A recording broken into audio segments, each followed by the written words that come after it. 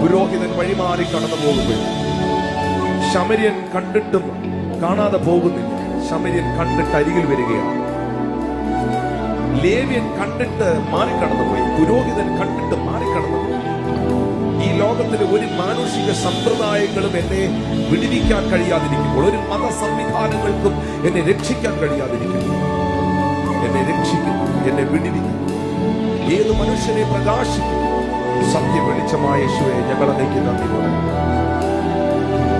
അരികിൽ വരുവാൻ, ആ കൃപകൾ തരുവാൻ നീയുള്ള കർത്താവേ, ഇപ്പോൾ ഞാൻ പ്രാർത്ഥിക്കുന്നു. സകല ബുദ്ധിയെ കവിയുന്ന ദൈവ സമാധാനം കുടുംബങ്ങളുടെ മേൽ ഇറങ്ങി വരണം.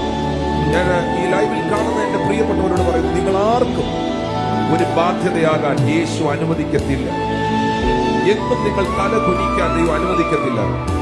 നല്ല ശമര്യനാണ് നിന്നെ രക്ഷിച്ചതെങ്കിൽ വഴിയമ്പലക്കാരന് കൊടുക്കുന്ന നിർദ്ദേശം, നാളെ ഇവനെ ബുദ്ധിമുട്ടിക്കരുത്, ഞാൻ മടങ്ങി വരുമ്പോൾ നിനക്ക് തന്നുകൊള്ളാം. കാരണം ഞാനാണ് ഇവനെ രക്ഷിച്ചത്, ഞാനാണ് ഇവനെ വിടുവിച്ചത്.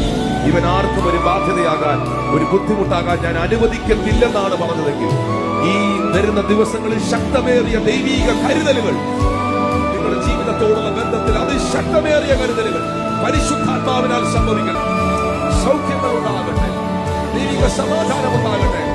In the name of Jesus, I release the deliverance, Lord. I release the deliverance, Lord.